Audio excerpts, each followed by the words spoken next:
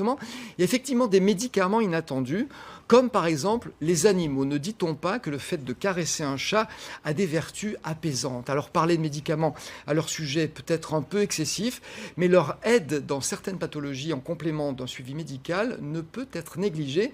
C'est ce que nous allons voir aujourd'hui avec Boris Albrecht, qui est directeur de la Fondation Adrienne et Pierre Sommer, fondation qui soutient le développement des pratiques fondées sur les interactions positives qui se jouent entre l'homme et l'animal.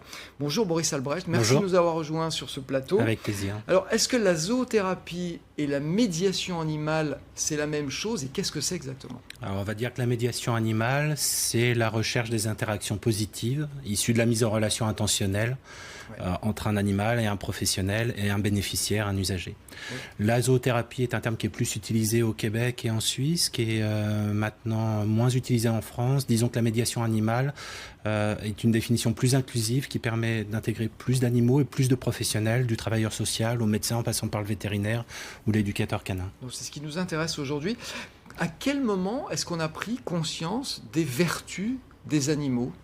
Alors, les vertus des animaux, elles sont millénaires et la relation, vertus, on va dire médicales, entre particulières, médicales ou sociales, on va dire à la moitié du XXe siècle, où un pédopsychiatre américain a mis en place des activités avec un chien et des populations autistes, et spontanément et presque en même temps en France, un vétérinaire qui s'appelait Ange Condoré a mis aussi en place des programmes qui prenaient en charge des jeunes qui étaient en difficulté sociale.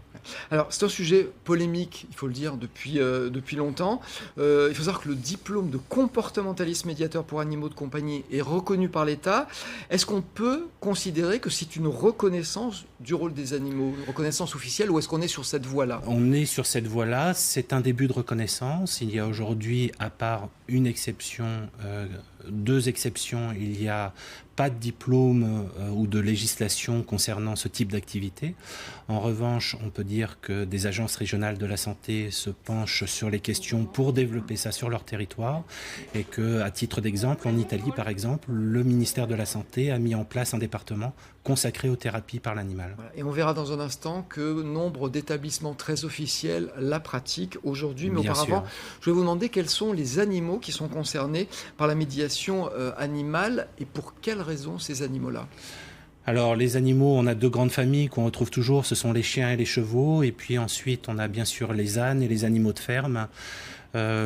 Tout dépend du programme et du projet qui est monté. On va travailler par exemple en maison de retraite, la psychomotricité ou la mémoire, avec les chiens et les personnes âgées, la kiné, etc.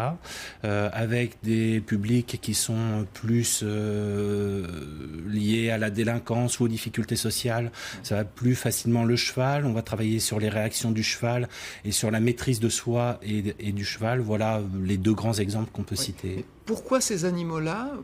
Quelles sont leurs capacités particulières, leurs pouvoirs, entre guillemets, particuliers? Est-ce qu'on le sait aujourd'hui? Pouvoir apaisant, on va dire, c'est ce qui revient le plus souvent. Des témoignages, ce sont que les animaux ne jugent pas. En tout cas, ils testent, mais ils ne jugent pas. Et ils sont souvent déclencheurs et déclics d'une réaction. C'est-à-dire que ce sera toujours plus facile d'avoir un déclic via un être vivant qu'est l'animal, un être vivant et sensible. Et ensuite, un professionnel derrière va pouvoir rebondir dessus. Donc, c'est vraiment ce déclic que propose l'animal. On peut dire que les animaux sont formés ou pas, ou préparés ou Alors, dans beaucoup de cas de figure, en tout cas, ils sont éduqués et formés. C'est beaucoup plus facile, évidemment, avec un chien, contrairement à un chat, là, on va jouer sur le côté naturel. Et avec les chevaux, on va jouer aussi sur le côté plus naturel et spontané du cheval pour pouvoir développer des pratiques. Alors justement, on va voir un exemple de médiation animale avec une mère qui est confrontée au handicap de sa fille. Ça se passe dans le Maine-et-Loire, mais ça pourrait donner des idées à des habitants de notre région qui sont intéressés par son initiative. On l'écoute. Ça, t'en avais déjà fait avant, Alain? Non. La Femme de Nat a été créée parce que, en fait, Nathalie était ma fille, elle était polyhandicapée. Et un jour, on a découvert que sur le dos de l'âne, elle se détendait complètement, elle qui était hypertonique, donc toujours très très tendue, un corps de souffrance. Sur le dos de l'âne, elle se détendait complètement en quelques minutes. Quand on lui a proposé un âne, elle nous a dit « Un âne pour moi c'est bien, mais vaut mieux en avoir plusieurs, plein d'autres animaux, et en faire profiter mes petits frères et sœurs différents comme moi ». Et voilà, c'est comme ça que le projet de la ferme est né. On est arrivé ici en 2004 avec un petit troupeau de 6 ânes. Et puis après, les animaux de la ferme sont venus se rajouter. Se promener avec les ânes pour les enfants de l'IME, c'est pas juste une petite balade, c'est d'abord le plaisir bien évidemment, mais c'est aussi tout ce que ça peut leur apporter, la relation à l'animal, donc la relation à l'autre, la relation dans un groupe, exister dans un groupe, le respect de l'autre, le respect de l'animal, et il y a un objectif avec chaque jeune. Je suis heureux d'être là parce que j'étais un peu sceptique sur la médiation animale. Pour moi, c'était hésitant, quoi. Je ne pouvais pas m'imaginer qu'un animal pouvait apporter du bien à des gens. Et en 4 mois, j'en ai appris des belles et je suis bien heureux, quoi. Voilà, joli témoignage. Alors, on le voit, c'est une méthode qui n'est pas utilisée seulement que dans des cas, on va dire, thérapeutiques.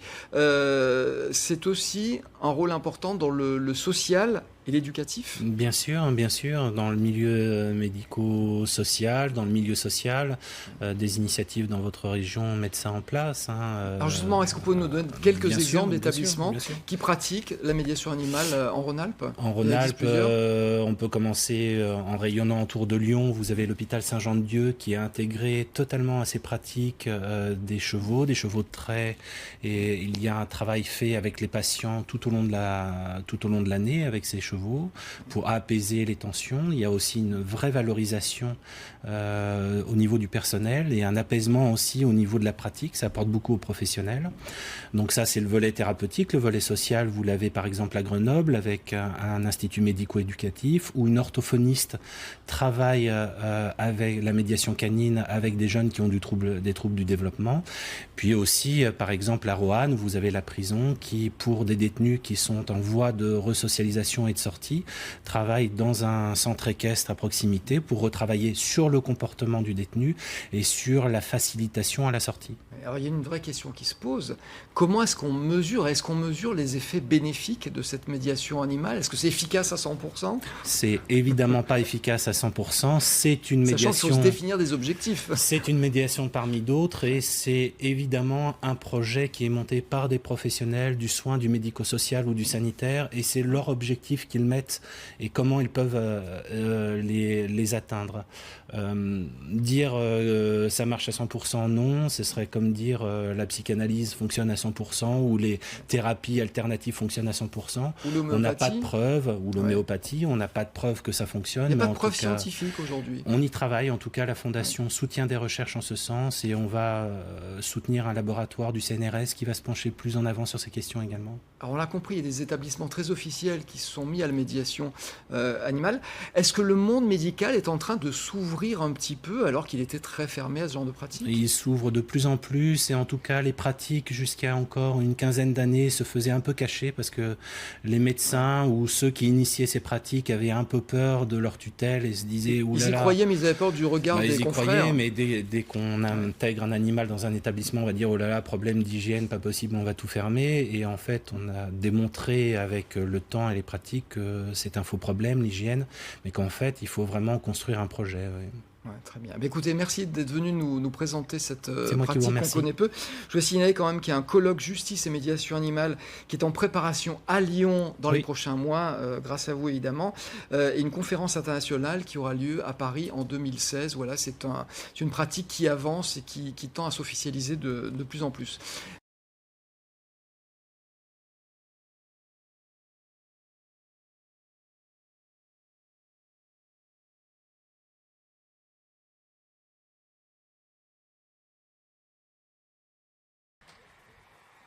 Lorsque l'on pénètre dans l'enceinte de l'hôpital psychiatrique Philippe Pinel à Amiens, on est d'abord surpris par l'espace. 34 hectares de calme, de verdure et de bâtiments à l'architecture soignée. Pourtant, la vraie surprise, on la connaît quand au détour d'une allée, on rencontre les chiens de William Lambiotte en promenade avec des pensionnaires de l'établissement.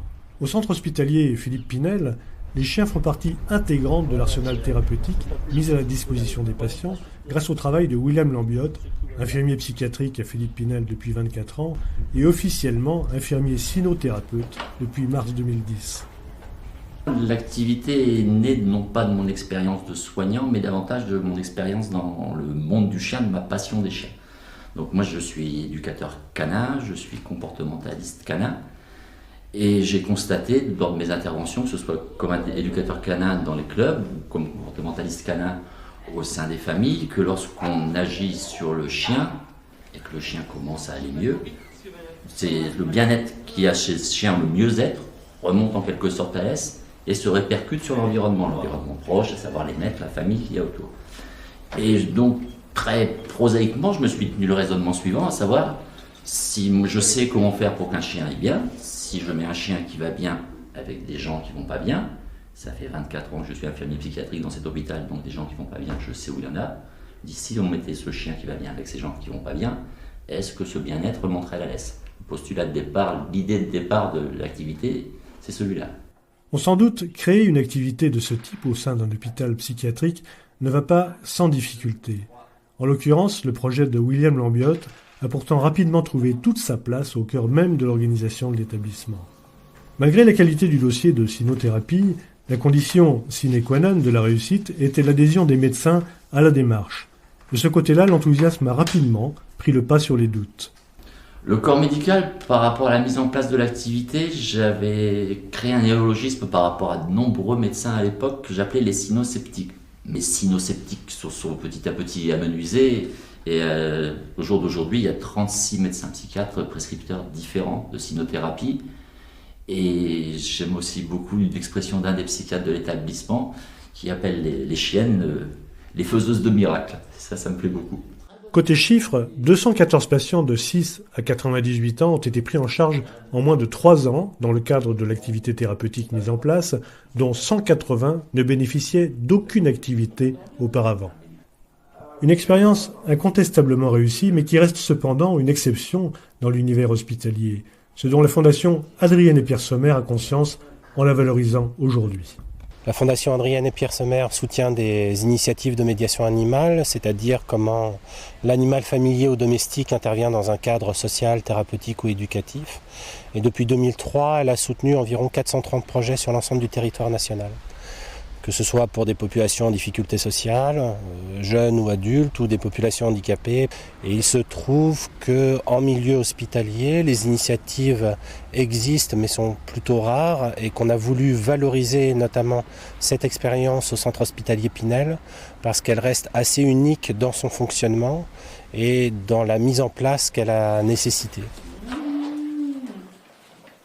Ce qui est d'ailleurs assez surprenant, c'est de voir des gens déments qui ne reconnaissent plus leur propre famille et qui sont capables de reconnaître les noms des chiens d'une semaine sur l'autre et même d'avoir un repère dans le temps, de savoir le mercredi c'est le jour des chiens et ils n'ont des fois plus que ce repère-là dans leur vie. La présence d'un chien, on a l'impression que les gens s'allument, se réveillent, quoi. C'est magique, quoi.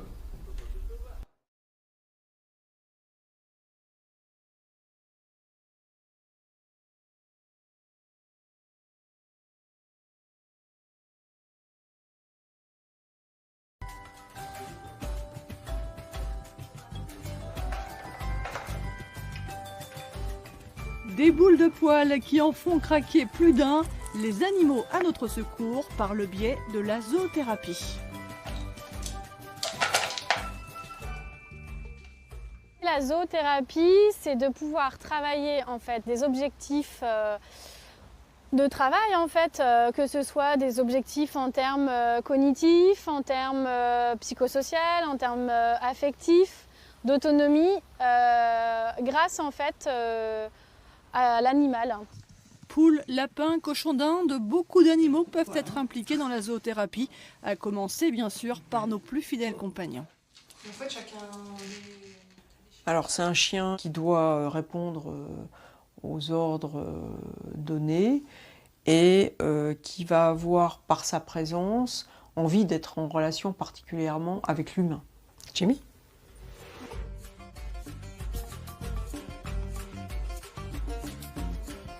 Pas le corps. Viens là, viens. Allez, on y va. Il avait le rassurer aussi. Parce que il y a toujours du bruit, il y a de l'agitation, donc qu'il soit sociable et qu'il n'ait pas peur de tout ce qui peut se manifester dans des lieux où il y a du monde. Catherine, Isabelle et Nolwenn adorent les animaux. Elles travaillent dans la santé ou le social et ont toutes fait leur formation à l'Institut français de la zoothérapie. Quelques semaines d'apprentissage, un travail permanent avec leurs complices. C'est toute une éducation à la fois, au départ des chiens, puis après humaine. On essaie au maximum de répéter les exercices pour qu'ils puissent les enregistrer. Il faut continuer à leur faire découvrir, à expérimenter. Pas de méthode miracle, chaque situation est différente. La zoothérapie, véritable travail d'équipe. C'est vraiment une triangulation entre l'animal, la personne et le thérapeute. Moi, je vais prendre l'exemple de Lint, mais commencer à venir le caresser, à évoquer le fait qu'il soit doux, à pouvoir évoquer si ça nous rappelle un petit peu des événements du passé. Alors du coup, pour venir dire bonjour à Lint, on signale sa présence avec sa main et après on le caresse. Lint, jeune lapin bélier, est en formation avec Nolwenn, monitrice éducatrice à Tours. Le travail a commencé à la mi-octobre. Tout ce qui est côté tactile, le papouiller, dans tous les sens, il n'y a aucun problème. On commence un peu le portage. Donc il se laisse aller un petit peu pour le portage, c'est encore un petit peu compliqué. C'est jamais... Hop. Petit Lint. Bah oui. Non, je te tiens, t'inquiète pas. Faut pas avoir peur. Bah voilà. Des séances de travail d'une vingtaine de minutes, 3 fois par jour, différentes approches pour travailler tout en s'amusant avec l'animal. Il est bientôt temps de passer à table. Là, je vais faire un petit peu de légumes en fait pour Lint, parce qu'autant il mange de la luzerne parce que ça apporte du calcium, donc c'est très important. Autant il faut aussi l'habituer à avoir une alimentation variée avec des légumes, avec des feuillages. Par rapport en fait à sa formation, imaginons qu'on va travailler avec des enfants, on va pouvoir travailler le nom des aliments, on va pouvoir travailler de la manipulation fine en coupant les légumes. Et puis après, il y aura tout le côté tactile si Lint vient chercher dans la main de l'enfant l'aliment ou le jeu. Des aliments cachés dans une balle, au lapin d'aller les chercher. Tu viens Lint ? Regarde. Et pour Lint, c'est une grande première. Non. Ah oui. Bah oui, comme ça va rouler dedans.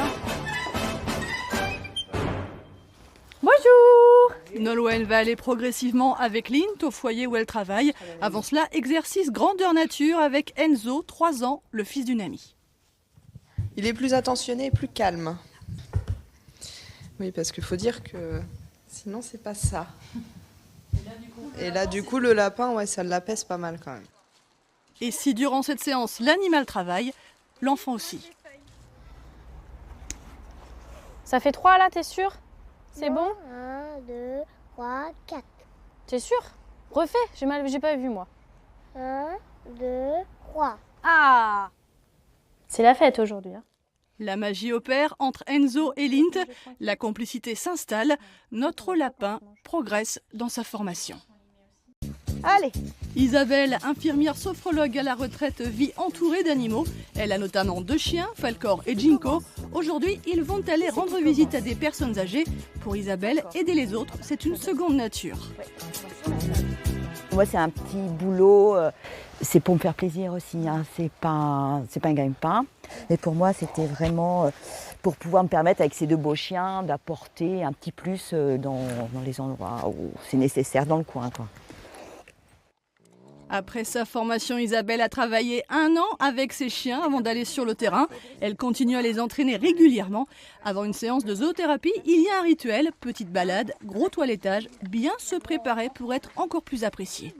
Les Golden sont des chiens qui sont en principe doux, hein, obéissants, bien que couchés comme ça. Hop là, couche. Couche. Allez. Non, tu veux pas. En bas là. Précisons que le Golden est aussi un peu farceur. Enlève ta tête. Allez, allez, enlève. Là, c'est gros paresseux. Enlève ta tête.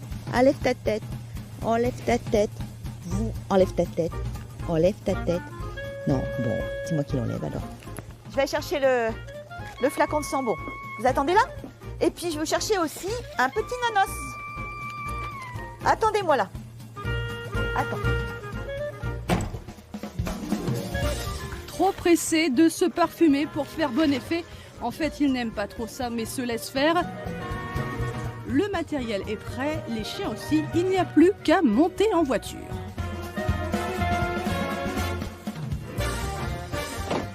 Direction Saint-Sévère, à quelques kilomètres, pour une séance de groupe à l'EHPAD. Approche-toi. Approche-toi, mon pépère. Il est mignon. Oui, là, c'est gentil. Il est beau. Ah, c'est beau chien. Il a des beaux yeux. Ginko et Falcor se présentent, se laissent caresser et brosser. Du côté des personnes âgées, les sourires éclairent les visages, les souvenirs remontent, les langues se délient. Le chien, c'est un formidable médiateur. Il y a des conversations entre résidents, entre l'animal et la personne. Il n'y a qu'à voir là. Le regard, le toucher. Un très beau toutou. En route vers d'autres aventures, ça peut bouger pas mal avec les chiens. Ceux d'Isabelle, ceux de Catherine. À pas d'œuvre aussi au prochain épisode, Lola et Lisette, les cochons d'Inde.